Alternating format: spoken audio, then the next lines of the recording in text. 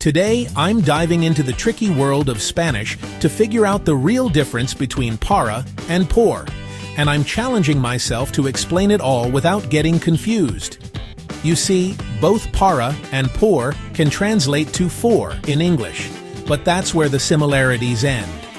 They're like two cousins who look vaguely similar but have totally different personalities.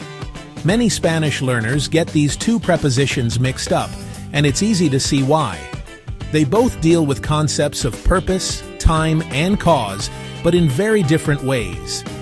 This confusion can lead to some pretty funny misunderstandings in conversation.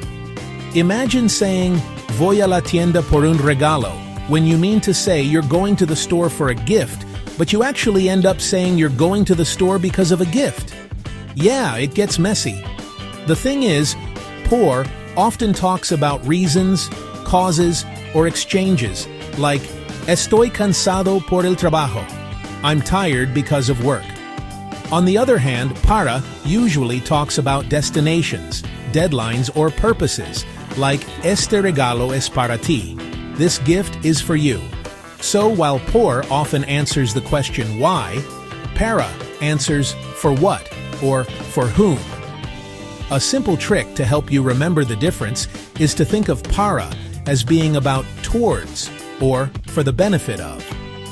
When you're talking about someone or something benefiting from an action, para is usually the way to go.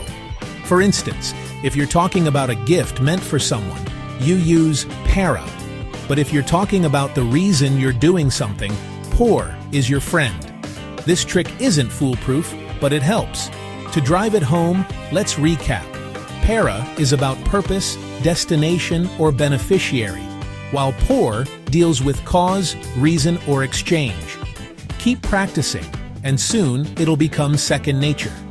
If you've got your own examples or questions about para and por, leave them in the comments below. And if you're hungry for more Spanish grammar tips, check out my other videos.